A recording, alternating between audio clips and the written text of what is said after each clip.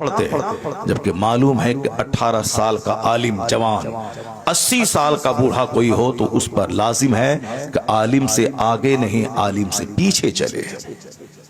ہم سے کہتے ہیں کہ دلیل کہاں ہے؟ دلیل بہار شریف میں صدر الشریعہ نے لکھا ہے، جو فقہ اسلامی کے انسائکلوپیڈیا، اس میں یہ بات درج ہے۔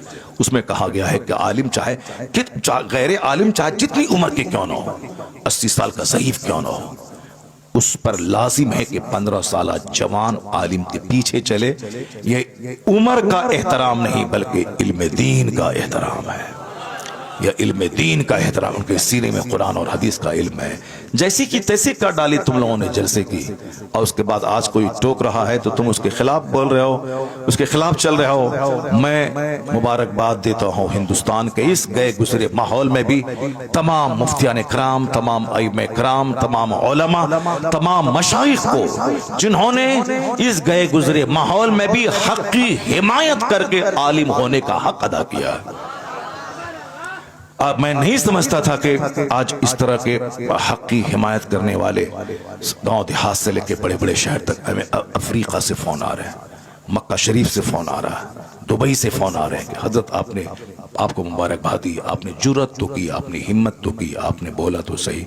میں نے کہا شکریہ، کم سے کم آپ نے بولا تو صحیح۔ ہندوستان کے بڑے بڑے مفتیان کرام، اور پھر پبلک کی طرف سے فون آ رہے ہیں۔ ایک سیٹ گجرات کا، اس نے فون کیا، آج ایک اسلامیہ انٹر کالج کا ایک پرنسپل، اس کا فون آیا، آج پورنا کا ایک بہت بڑا سرجن ہے ڈاکٹر خواجہ ندیم، ان کا فون آیا۔ یہ سارے لوگ کہتے ہیں حضرت ہم لوگوں کے دل میں جو تھا وہ آپ نے اپنی زبان سے ادا کر دی۔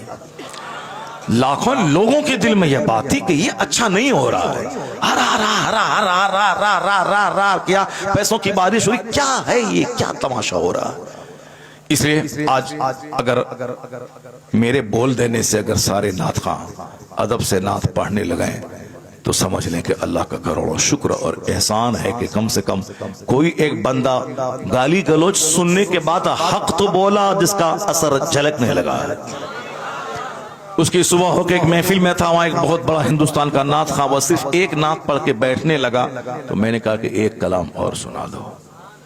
کل رات دہلی میں تھا، وہاں بھی وہ ایسا نعت خواں تھا جو نعت خواں بہت مشہور ہے جھوانے میں، وہ بھی ادب کے ساتھ بیٹھ کے نعت پڑھ رہا تھا۔